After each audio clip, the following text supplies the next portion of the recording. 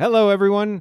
Welcome to the Dailey Duo Podcast. I'm Scott Dailey. And I'm Deneen Dailey. And we are the Dailey Duo. Duo. We're recording steps from Lovely Lewis because this is where we live, sell, and play every single day. So grab a beach chair, kick off your flip-flops, and let's dive in. Let's dive in. Episode 8.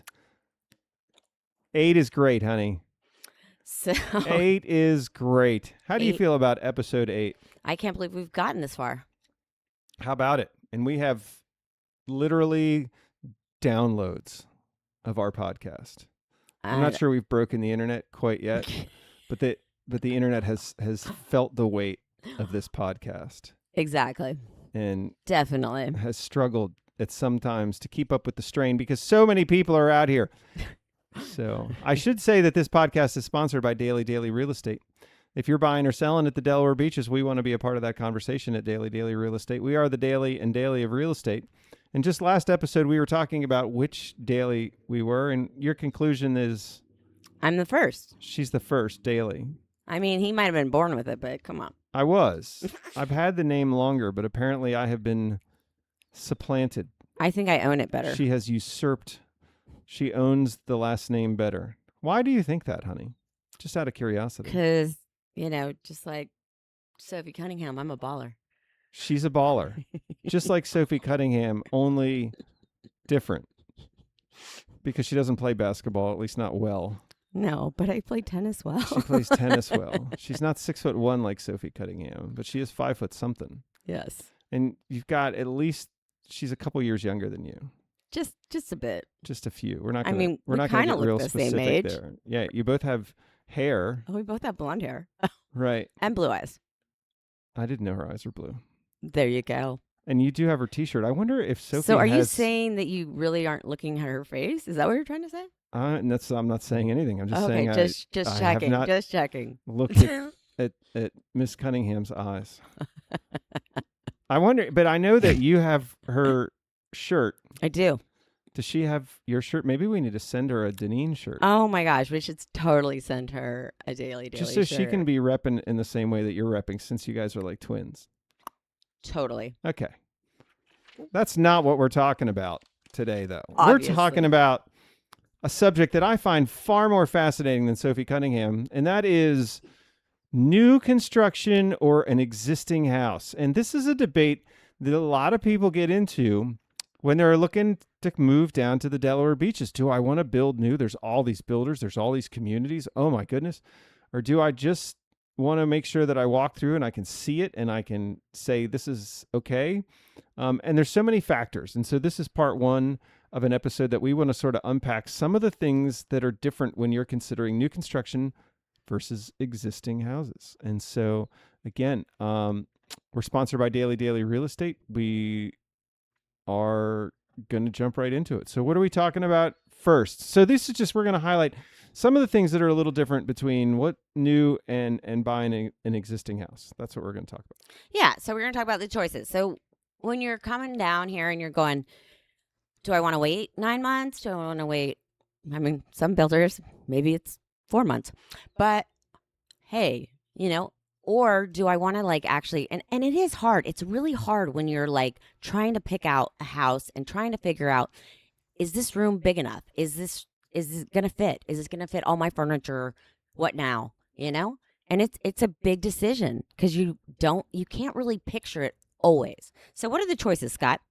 So one of the advantages of new construction is that you can choose some stuff. You can generally pick colors, and it varies across different builders, from builders that will let you sort of pick everything to builders that will sort of give you schemes that you can pick, to builders that actually will just build and finish the brand new house. And then you walk through it and you go, I like it, I'll buy it. And it's brand new. It's never been lived in, but it's done.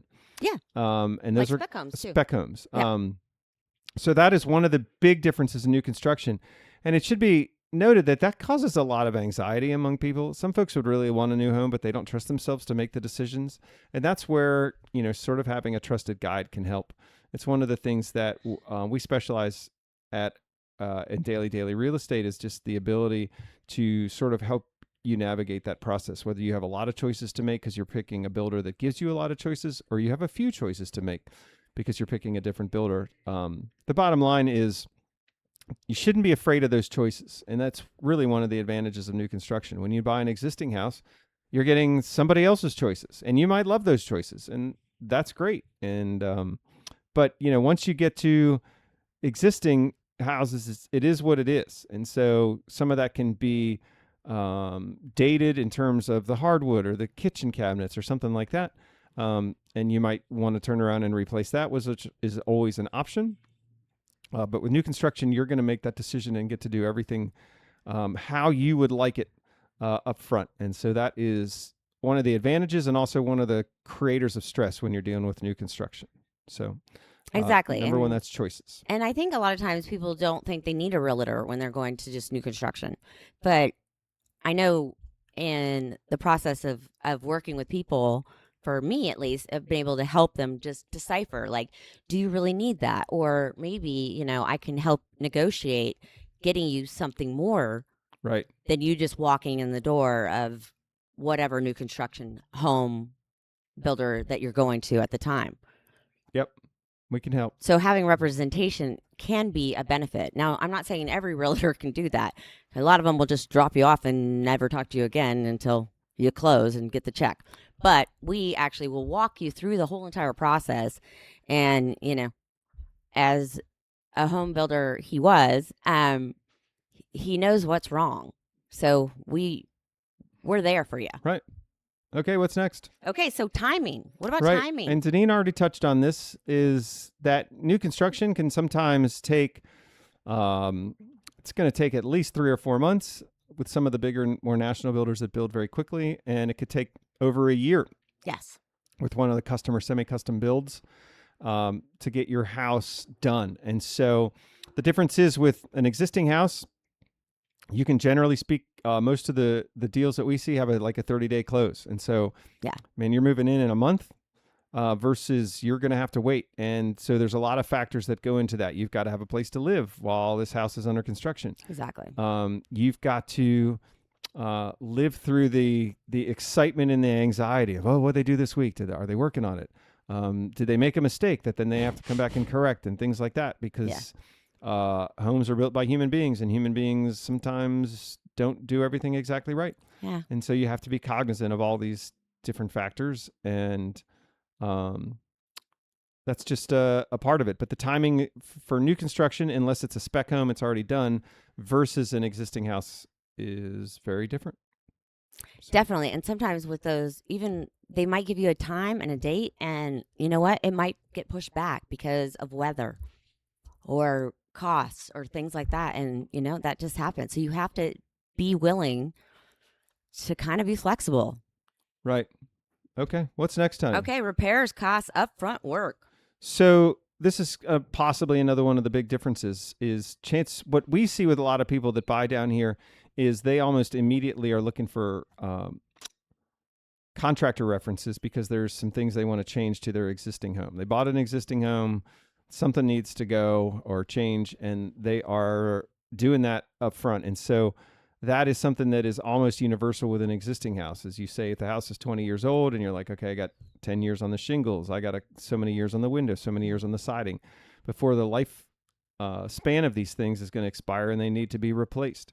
So with new construction, it's all new, and it's stuff you picked, and you probably don't really have that much to it. You might want to hang a couple ceiling fans or get some window treatments, small stuff like that. But by and large, it's done how you want it because you picked it that way. And since you picked it that way, you get it. And you also get warranties, so when something goes wrong with your new construction home, which is almost inevitable, there's someone that you can call, and they're going to come out and they're going to take care of it, and they're not going to have any cost to you. And then you've got manufacturer's warranties that are in effect on the appliances, on the HVAC system, on the hot water heater, et cetera, et cetera, et cetera. And so when you're thinking about new construction, you know that you're not necessarily going to have any of those same immediate repair, maintenance, or modification costs. And that's just one of the differences. Now, new construction tends to run a little more expensive a lot of times than existing stuff. So in a sense, you could just say, hey, you're paying for getting what you want up front versus getting what you want later with other contractors. So what's next? Okay, so let's talk about energy saving. Energy savings. And this can be a big one because this affects cost of ownership. And so if you take a house that was built here 20 years ago versus one that is built now, the building codes have changed very substantially. And so a newer house is going to be much more energy efficient. And how does that help you? It helps you, one, in hopefully lower energy bills. So that lowers your cost of ownership, but also a better insulated house is going to be easier on your HVAC system. It's going to feel a little more comfortable, maybe than an older house. You know, a lot of people if you want to live in like downtown Lewis and you're going to move into some house that's 120 years old, it's going to have old house problems. Plumbing. And all kinds of stuff can go wrong. But a newer house is going to have more energy efficient windows, probably better insulation, better air seal, newer HVAC systems and things like that are going to help you save money. So that is certainly you can anticipate some cost savings on buying a new house versus buying a house that's been around for a while. So, yes. Okay, the next one is location. Right. That is still the most important three things in real estate is location, location, and location.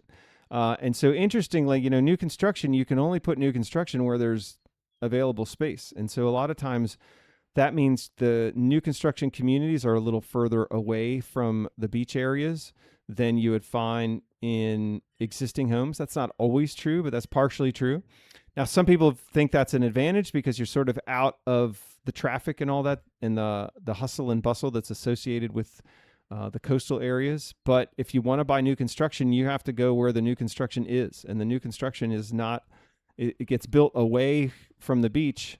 And there's not a ton of new construction that's like close, like in town Lewis, in town Rehoboth, things like that. And so you have to be cognizant, hey, if I want to buy and build, then I might be a little further out than if I wanted to buy an existing home. And for some people, being in the right spot is the most important thing to them. And so they're going to find the house that suits the spot.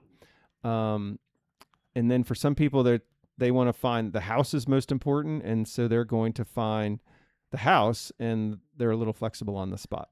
And so that's an important thing to consider is what is the value of the location? And that's probably another thing about having an agent that's been around and knows the area is they can talk about the location. And, you know, exactly. You buying somewhere that's a traffic nightmare? Are you buying somewhere that, you know, you're going to be looking at new construction as you drive by your house for the next 10 years?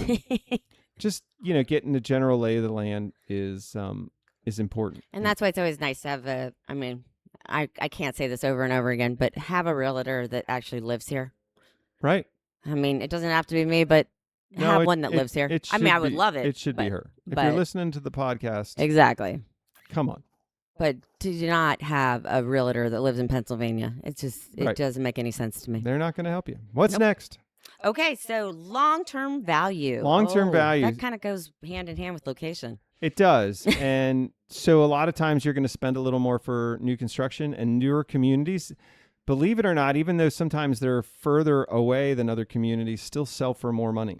And so that is certainly a conversation that you want to have with an agent like a Dailey agent is, you know, if I buy new construction here and I feel like this subdivision is just on the edge of areas that are being developed, is it going to hold its value over the long term? And it's the same question too, is if I'm buying in an existing community, an established community, one of these older communities, is it going to appreciate at the same rate? Am I going to have to spend a lot of money to get this house kind of where I would like it to be? Those are all factors that should go into the thought process. And so, you know, you want to think about making a good investment in a home at the Delaware beaches. And Definitely. So we want to do that. Okay. So the next one is newer communities have, new shiny amenities. Right. Older communities may not, like ours. So this is one of the big things is a lot of folks come down here and they really want amenitized communities. And today that means pool, at least an outdoor pool, maybe an indoor pool. It means some pickleball courts, walking trails, things like that. And that everyone says that's important. And a lot of times if you're looking in an older community, they are not going to have the same level of amenities that you're going to find in new construction. And that's because amenities are a selling feature for the new homes. They are building those amenities so that people will buy new homes in that neighborhood. And so they want to make it attractive. And if you are looking at existing homes that have 20-year-old amenities, that's what they were building 20 years ago to sell new homes. And now it's 20 years old. And you might find a pool. You might find pickleball, but you probably won't. And that's just something to be aware of. And I think what you really have to do is sit back and think, how am I going to live when I get down here? Because you walk through this gorgeous clubhouse and it's great. And you're thinking, oh my gosh, this is beautiful. I want to live here. And then you realize, am I ever going to use that? And if you are, then it certainly should be a deciding factor. It does make sense. So if, like we have a customer who has to swim year round. So he needs to be in a community that has an indoor pool. That's it. That was a deal breaker. And that was a deal breaker for him, So that's what you had to find. Like I work out. So I use the gym in my neighborhood. Are you saying I don't work out? I didn't say that. I mean, you sort of implied like I work out, like as opposed to this lazy turd to my right. But like the women have mahjong, and that's what they do in my neighborhood as well. So I would just like to go on record that I work out at least 3 days a week. He does. She sort of moved on from that. And I mean, it should be obvious. Yeah. Just by looking at it. And we do use our pool. Yeah, for our grandkids. For our grandkids, right. That's it. Yeah, that's basically it. They love our pool. Yes. But no, there are some big, bold ones, and they really are expensive. So you can get like, there's $5,000 a year to $1,000 a year for your HOA fees. Brings us to our next topic. HOA fees. Right. So directly tied to those amenity packages are going to be what it costs to own and operate them. Exactly. So what you'll generally find is that older communities have lower HOA fees and newer communities have more. Now, a lot of newer communities are also tying things like lawn care and all that to into the trash. HOA and trash service sometimes as well. Yeah. And so that's going to add to the fees. And, people say, hey, I don't want to cut my own grass when I come down here. And so they want maintenance included. In theory, the HOA should be able to get a better deal if a landscaping contractor is cutting the whole neighborhood versus just coming in and cutting a house here or a house there. Older communities may not include the lawn care. They may not build all the houses with irrigation, so there can be some variance in how the lawns look from house to house. And that's just one of the factors. But we get so many people that are just kind of not realistic. They're like, well, I want a community pool and a clubhouse, and I got to have low HOA, and I don't want the HOA to kind of control everything. And you're like, well, then you don't. Good luck. You got to put in your own pool, and I don't know what you're going to do to replace the clubhouse, but if you want the amenities, you're going to have to pay for them. That's the bottom line. And you're going to deal with controlling HOA. And you're going to deal with controlling HOAs. And, is the HOA crazy? And the answer is probably. And that's just how they roll, because the people that want to really get involved in the HOA are usually the last people that have the demeanor to do so. But that's a whole other probably podcast topic that we can cover some other time. What's next, honey? Okay, so 9, layout. Oh, layout. When you're thinking about your layout for your house, I mean, that's a big, big decision. I know for us, I'm really happy that we did our layout. Right. So what you can find is that with new construction, there's a little more thought to how this house lives in the modern era versus, buy a house that's 20 or 30 years old. It was designed for a different world. Newer houses might more easily accommodate remote work, multi-generational living for people if that is an issue as well. And the older houses might not be suitable for that. So it's important to have a conversation to say, you're walking through an existing home that has a 20-year-old floor plan. Is that floor plan going to function for how you want to live? Yeah. I mean, do you really want a dining room? People don't tend to want them anymore. No, so that's, a house with a formal dining room is something that you're going to have or not have, or you're going to repurpose that space is a big common thing here. They also don't have formal living rooms in a lot of the houses at the beach. And a regular living room. Yeah, they don't have those anymore. That's right. Maybe you want to make sure that you have the owner's suite, the primary bedroom on the main floor. And so you're not going upstairs to go to bed. Exactly. And then you'll find that most houses built here in the last 25 years are ranchers like that. They might have Yep. second floors, but just about everything has a first floor owner suite. But I- some people don't want almost- that. Almost, I know, almost all of them have a Right. first floor. And so that's just an important consideration, is to think about, is this layout going to work? And so it's one of these, it's a multi-layered discussion. And a lot of times you're going to find that the newer construction floor plans tend to work better for you. And that's a factor. Yeah. And it's something that needs to be considered. So, Exactly. So there you have it, folks. In very short order, this is the new construction versus existing. Part 1, we'll have follow-up episodes on this coming forward. If you have any other thoughts and questions, we'd love to hear about them in the comments, or find us on Instagram at the Dailey Duo Podcast and send us a message, and we'd love to communicate, get you some more information. This is the Dailey Duo Podcast, sponsored by Dailey Real Estate. I'm Deneen Dailey. I'm Scott Dailey. Have a great day. Thank you.